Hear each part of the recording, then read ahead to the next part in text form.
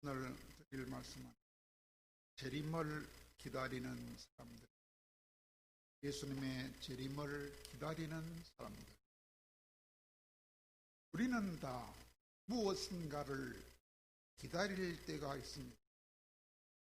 무엇인가를 기다려야만 할 때가 있습니다.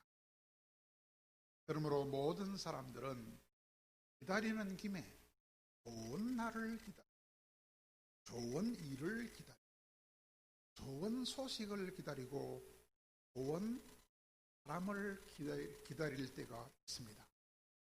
그러나 좋지 않은 날이나 좋지 않은 일이나 좋지 않은 소식이나 좋지 않은 사람은 기다리지, 좋지 않은 날이나 일이나 좋지 않은 소식이나 사람은 빨리 지나가 버리고 혹은 잊혀져 버리기를 바랍니다. 그러므로 기다린다는 것은 희망이며 행복이라 할 수 있습니다. 그리고 그런 기다림이 있는 사람은 참 행복한 사람이라 했습니다. 사랑하는 연인을 기다리거나, 사랑하는 친구를 기다리거나, 사랑하는 가족을 기다리는 것은 인내가 필요합니다. 그러나 기다림이 있는 것은 참으로 복이라고 했습니다. 기다림은 또한 아름답다고 할 수 있습니다. 여러분이 잘 아는 유명한 그림, 아름다운 예술, 라파엘의 모나리자라는 그 그림은 유명한 그림입니다. 라파엘이라는 화가가 저녁 노을이 질 때에 어떤 여자가 집 밖에 나와서 사랑하는 남편이 퇴근하기를 기다리고 있는 것을 보게 되었다. 그때 남편을 기다리고 있던 그 여인의 눈이 너무나 아름다웠다고 했습니다. 그때 그가 자기 제자들한테 화선지 가져오라 소리를 쳤다. 그때 그러나 곳에는 화선지가 없었다 합니다. 마침 방앗간 옆에 벽에 술통 뚜껑이 하나 있었는데 그것을 갖다 드렸더니 그 옆에 있던 숯 덩어리를 가지고 그 여자의 모습을 아주 정신없이 그림을 그렸는데 그것이 바로 모나리자라. 그러므로 기다림은 참으로 아름답고, 그러나 말입니다. 우리들한테는 본래 그런 기다림이 기다릴 만한 것이 없는 사람들이 우리였다는 것이 왜 그럴까요? 우리는 좋은 날이나 밝은 날이나 좋은 일이나 좋은 사람을 기다릴 수가 없었던, 우리는 우리들의 죄와 허물로 말미암아 죽었다들이. 그러므로 우리들에게는 희망도 행복도 기대할 수 없는 참한,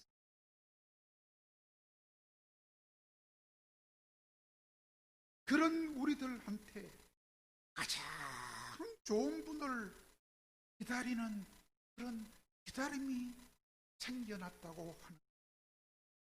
누구를 기다린다고요? 나를 가장 사랑하는, 그리고 나를 가장 행복하게 만들어줄 수 있는, 그것도 영원토록 나를 가장 행복하게 만들어줄 수 있는 분을 기다리는 그 기다림이 우리들에게 생겨났다. 왜 그랬을까요? 우리 죄를 용서하여 주신 분이 오셨고, 그분이 다시 오실 날을 우리가 기다리게. 그러므로 우리들도 가장 좋은 분이 오실 것을. 왜냐하면 그분이, 우리를 가장 사랑하던 그분이 구름을 타고 하늘로 올라가신 다음에 하늘만 쳐다보고 있던 500명의 사람들에게 천사가 나타나서, 흰옷 입은 천사가 나타나서 이렇게 말했기 때문입니다. 어찌하여 서서 하늘을 쳐다보고 있느냐. 너희 가운데서 하늘로 올라가신 그 예수는 너희들이 하늘로 올라가시는 것을 본 그대로 다시 오시리. 천사가 말해주고,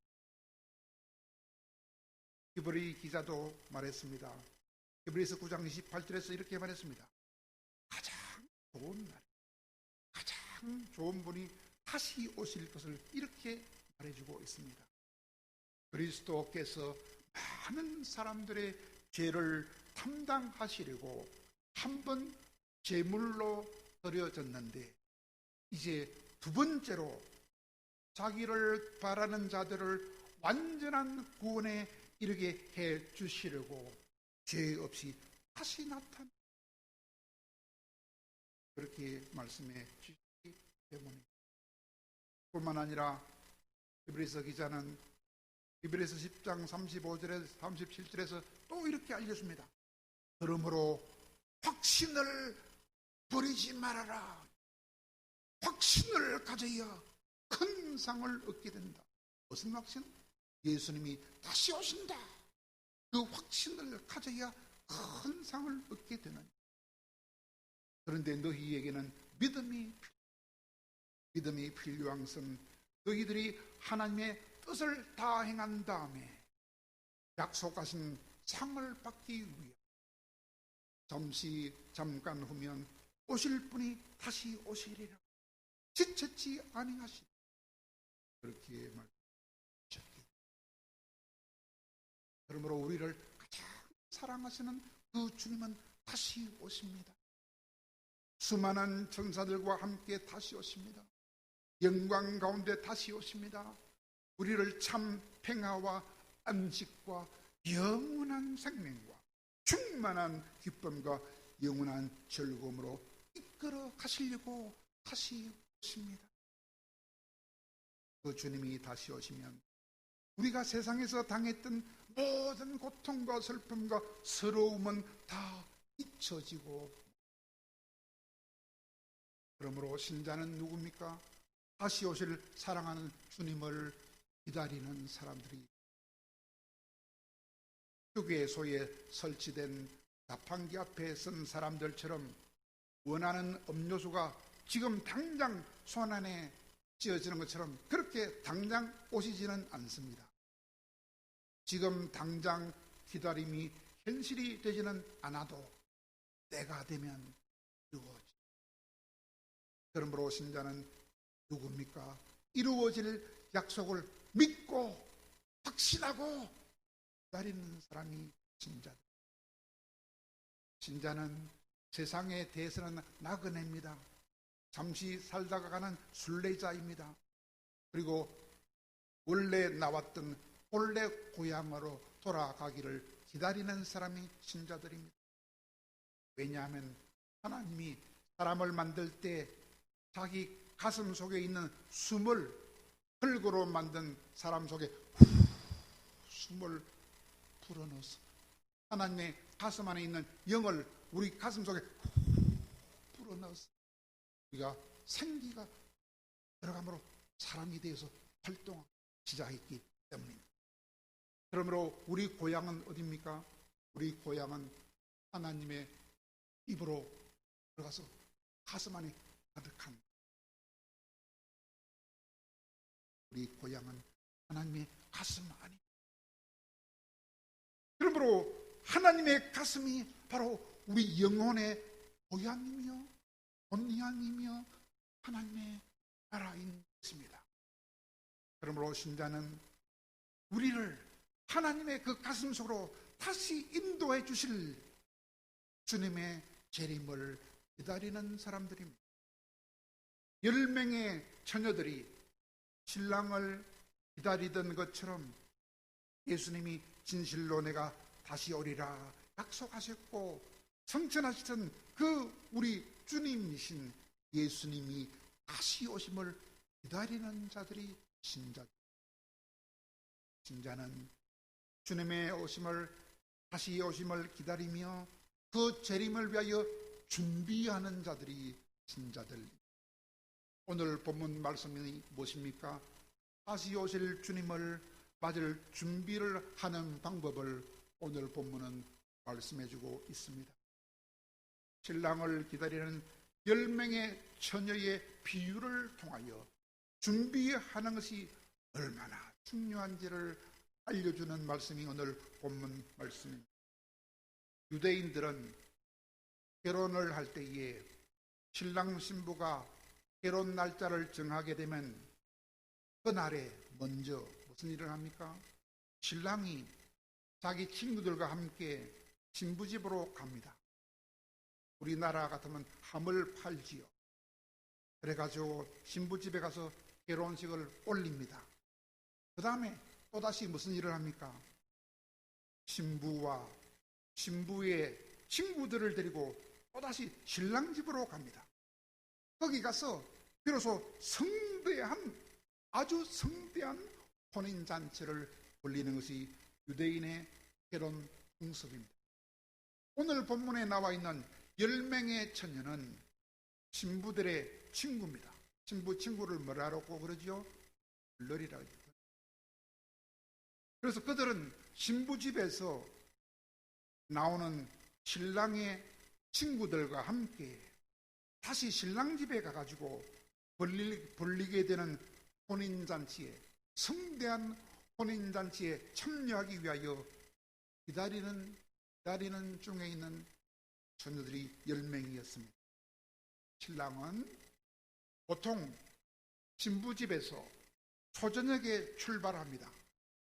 근데 때로는 늦게 출발할 때도 있습니다.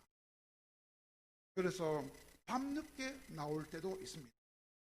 그러므로 신부들의 친구들은 초저녁부터 등을 준비하고 밖에 나가서 얼마 있지 않으면 나올 신랑을 기다리는 것이 습관이었습니다. 만약에 들러리 있었던 10명의 처녀 중에서 등불을 준비하지 못한 처녀가 있다면 그 처녀는 불청객으로 취급이 되어서 신랑 집에서 벌리는 그 혼인잔치에 참여할 수가 없었습니다. 그러므로 10명의 처녀가 기다려야 했습니다. 똑같이 등을 준비하고 기름도 준비하고 기다려야 했습니다. 그런데 신랑이 장모가 너무 보고 싶어서 안 놔줬는지 몰라도 너무 늦게 왔어요. 너무 늦게 출발하는 기라. 오랫동안 기다리다가 너무 늦게 나오니까 피곤해가지고 처녀들이 다 졸고 있었어요. 근데 마침 신랑이다 하는 소리가 나서 졸다가 정신을 번쩍 차리고 깼어요. 그때 등불을 밝히면서 오는 신랑을 맞이할 시간이 드디어 되었습니다. 그런데 10명 중에 5명의 처녀는 한밤중에 도착한 신랑을 맞이할 수가 없었다는 것입니다. 왜 그렇습니까? 등에 기름이 다 떨어져 버렸습니다. 그래서 급히 기름을 살리고 밖으로 나갔다가 돌아오니까 벌써 나버렸어요. 기름을 준비했던 나머지 5명의 처녀는 잔치 자리에 벌써 들어가 버렸어요. 문이 닫혀버렸습니다. 닫힌 문을 두드리면서 문 좀 열어주세요. 문 좀 열어주세요. 나도 들어가고 싶어요. 라고 간청했지만은 안에서 소리가 들립니다. 나는 당신들을 알지 못합니다. 나는 당신들이 누군지 알지 못합니다. 라는 대답만 들려왔습니다. 똑같이 신랑을 기다렸지만 결국 들어갈 수가 결혼잔치에 들어가는데 실패하고 말았습니다. 오랫동안 기대하고 오랫동안 수고했는데 다 헛사가 되고 말았으니 얼마나 5명의 탈락한 처녀들은 마음이 슬펐겠습니다. 다시 오실 우리 주님을 기다리는 것도 이와 똑같다고 하는 것이 오늘 본문입니다. 10명의 처녀가 등을 준비했던 것처럼 등을 준비해야 합니다. 또 10명의 처녀 중에서 지혜로운 5명의 처녀만 기름을 잘 준비했던 것처럼 우리도 기름을 잘 준비해야 합니다. 그러면 등을 준비한다 했는데 등은 무엇을 말합니까? 매주일마다 출석하는 교회를 정해놓고 신앙생활을 하는 것을 등을 준비한다고 하는 것입니다. 그러므로 매주마다 말씀도 듣고 매주마다 성경도 배우고 매주마다 다른 성도들과 함께 교제도 하고 봉사도 하면서 이렇게 소속 교회가 있는 가운데 신앙생활 하는 것을 등을 준비한다고 하는 것입니다. 그런데 많은 사람들이 이 교회 갔다 저 교회 갔다 사람들은 등이 없습니다. 두 번째로 등을 준비할 때 또한 기름까지 준비해야 한다고 했습니다. 그러면 여러분 기름을 준비한다는 것은 무엇입니까? 여기가 중요합니다. 기름을 준비한다는 것입니다. 그것은 날마다 기름을 준비합니다. 어떻게? 날마다 말씀과 기도에 전념해서 성령 충만을 날마다 받아야 한다는 것을 말합니다.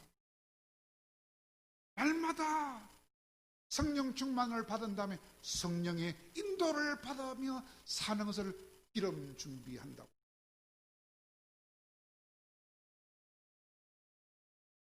말씀과 기도에 집중해서 성령 충만을 날마다 받음으로 날마다 성령의 인도를 받는 삶을 사는 것이 기름을 잘 준비합니다. 그래야 주님이 다시 오실 때 주님을 준비된 자세로 반갑게 맞이할 수 있다는 것입니다.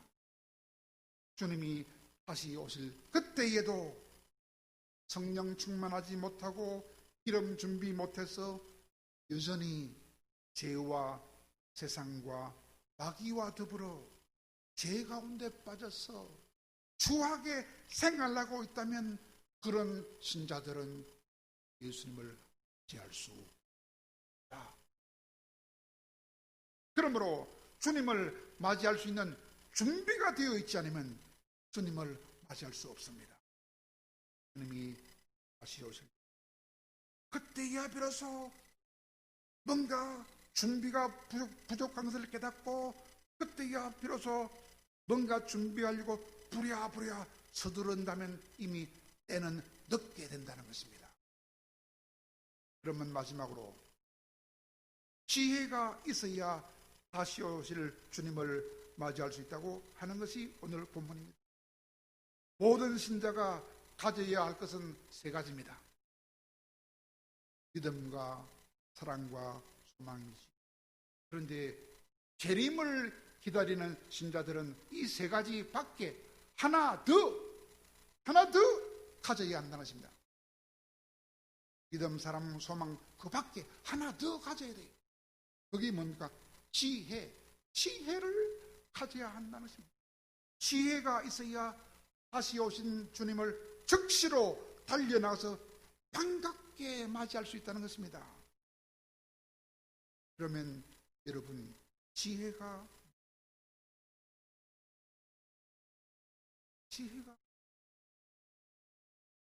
10처녀 중에서 5명은 지혜가 없었어요. 주님을 맞이할 수 없어요. 지혜 있는 5명만 맞이할 수 있어요. 주님을 맞이할 수 있는 지혜가 무엇입니까?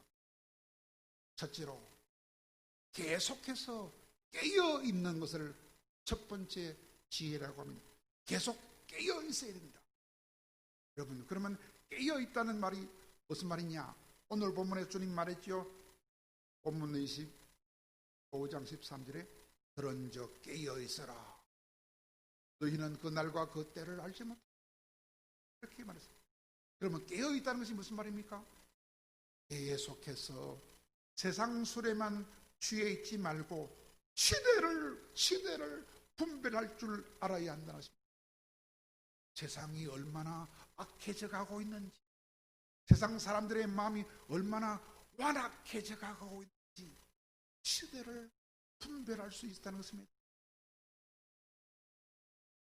주님이 오실 때가 되면 사람들이 조급해진다.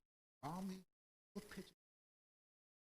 자신만 사랑하고 돈만 사랑하고 쾌락만 사랑한다 그랬습니다. 정이 없어요. 무정하고 불법을 행해요. 요즘 얼마나 불법을 행합니까?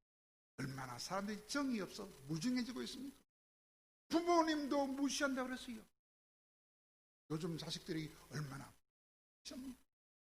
뿐만 아니라 모함을 잘하고 배신을 잘하고 조급하고 자기를 자랑만이 자만하며 거룩하지 않고 하나님을 사랑하지 않는다고 했습니다. 그때가 바로 오늘날이라고. 주님 오실 때가, 주님이 오실 징조가 보이면 주를 맞이할 준비를 잘하는 것이 또 지혜라 했습니다. 준비를 잘해야 돼요. 오늘 본문 바로 앞에 그 말씀이 나옵니다. 너희는 준비하고 있어라. 생각하지 않은 때에 인자가 오리라. 마태복음 14장 14절에 쓰노라. 준비. 그러면 여러분, 주님을 준비하는 방법이 뭡니까? 세 가지입니다. 이것이 오늘 핵심입니다. 주님을 준비하는 방법 세 가지. 잘 기억하십시오. 첫째는 회개라. 회개를 철저하게 회개해야 됩니다. 두 번째는 신부 단장을 해야 됩니다. 단장. 신랑을 맞이할 신부 단장을 잘. 세 번째로는 서로 돌아보고.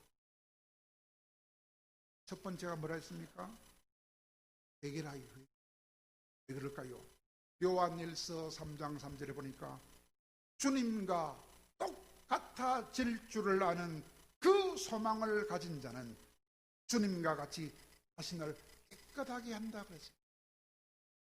내가 장차 주님과 똑같은 영광스러운 몸을 가지게 될 것이다 라는 그 소망을 가진 자는 주님이 깨끗하신과 같이 자신을 깨끗하게 해야 된다 그랬어요. 이게 회개입니다. 회개는 어떻게 하는 게 회개냐? 5가지를 철저하게 버리고 5가지를 철저하게 죽여버리는 것이 회개입니다. 5가지를 철저하게 버리고 5가지를 철저하게 죽이는 것이 회개입니다. 그러면 5가지 버릴 게 뭡니까? 첫째라 분이 뭡니까? 분이 나 죽겠다. 분은 뭐냐? 다른 사람을 미워하는 마음이야. 미워하는 마음이 가득한 게 분. 이 분을 다 버려야 돼. 아무리 미운 사람도 미워하는 마음을 싹 다 버려야 돼. 이 분이라. 분을 버려. 두 번째는 노가 뭡니까? 미운 마음이 밖으로 나와서 막 나쁜 말을 하는 게 이 노라. 노를 팍 쏟는다 하지요. 그 미워하는 말을 다 절대로 미워하는 말 하면 안 돼. 속이 불불 끓어도 불불 끓는 그 미움을 싹 제거하고, 미워서 입에 나오는 나쁜 말도 싹 제거하고. 이 두 번째. 세 번째로는 악의. 악의는 악한 뜻이, 악한 뜻. 내한테 아무리 못된 짓을 해도 악한 뜻을 절대 가지면 안 돼. 나는 네가 잘 돼. 이렇게 좋은 마음만 먹어야지. 악한 마음을 다 뽑아내요. 그것이 악의를. 두 번째로는 비방. 우리 입에 남을 나쁘게 말하는 나쁜 말을 싹 다 빼내버려요. 절대 나쁜 말을 하지 않아요. 비방을 다.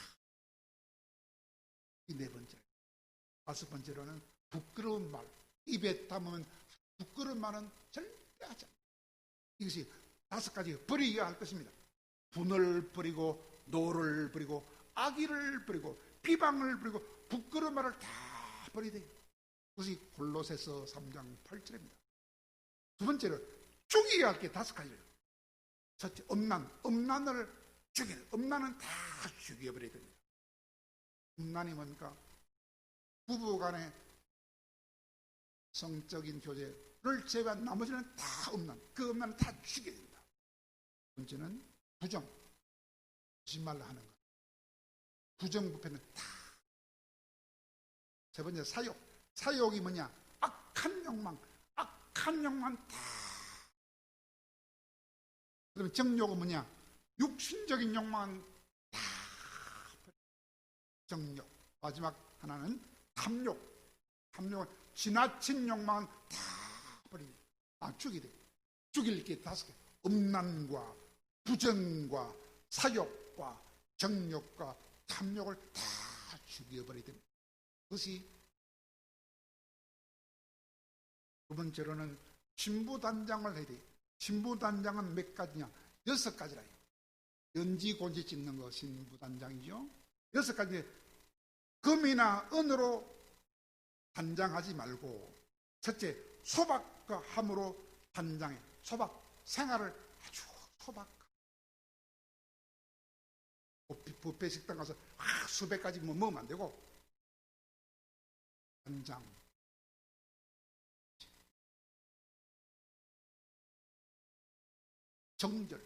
정절을 지키래.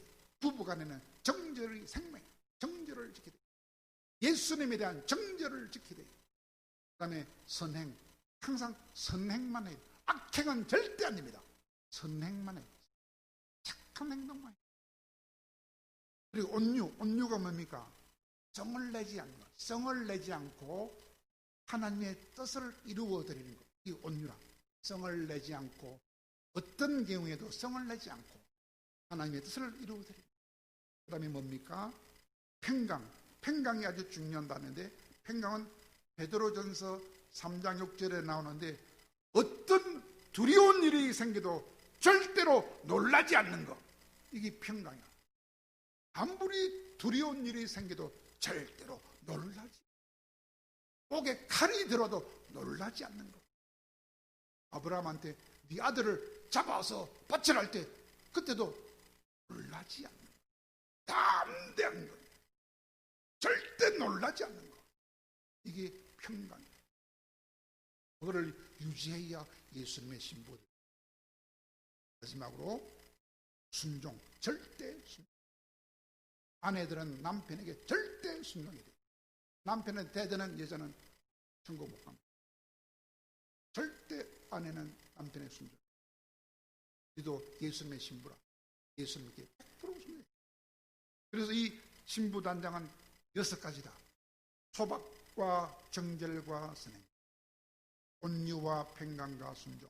온유와 평강과 순종은 베드로전서 3장 3절에서 올 때까지 있습니다. 이렇게 신부단장을 잘해야 돼요. 마지막 하나는 무엇입니까? 서로를 돌아보면서 사랑과 선행을 격려하는 그런 지혜를 가져야 한다고 하습니다. 왜 그럴까?